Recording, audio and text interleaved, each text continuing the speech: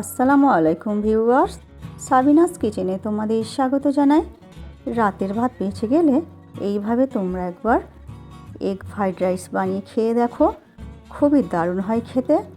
আশা করছি তোমাদের খুবই ভালো লাগবে। Let's go.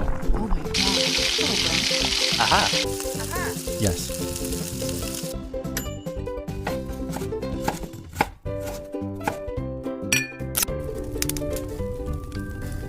Wow. Thank you. আমি রাতের ভাত কিছুটা বেঁচে গেছে সেটা নিয়ে নিয়েছি।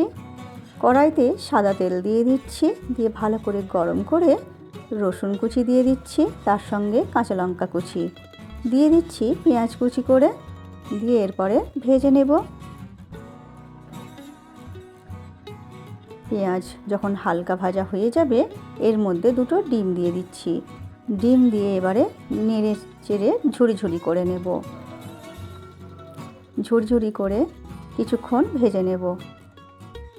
ডিমটা ভালো করে ভেজে নিতে হবে, নাহলে আষ্টে গন্ধ ছাড়বে। এরপর আমি ক্যাপসিকাম কুচি করে দিয়ে দিচ্ছি, দিয়ে আবার আমি ভাজতে থাকব। এর মধ্যে আমি দিয়ে দিচ্ছি দুটো টমেটো ছোট ছোট করে কেটে, আর দিয়ে দিচ্ছি ধনেপাতা কুচি। সব কিছু দিয়ে এবারে আমি ভাজতে থাকব। ঢাকনা দিয়ে দিয়ে কিছুক্ষণ আমি ভেজে নেব।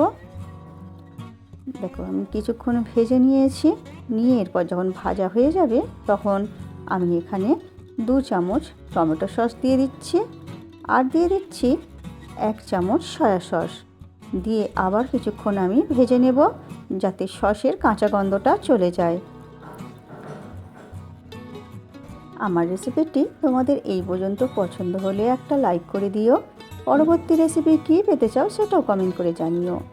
এরপর ভাতগুলো দিয়ে পরিমাণ মতো লবণ দিয়ে 1 চামচ ঘি দিয়ে দেব, দিয়ে আবার আমি বেশ কিছুক্ষণ ভেজে নেব। ভাতটা দেওয়ার পর কিছুক্ষণ ভেজে নিলে একটু ভালো করে খেতে খুবই ভালো হয়। রাতের ভাত বেঁচে গেলে ফেলে না দিয়ে তোমরা একবার এইভাবে ভাতকে ভেজে এইভাবে বানিয়ে খেয়ে দেখো, খুবই দারুণ হয় খেতে।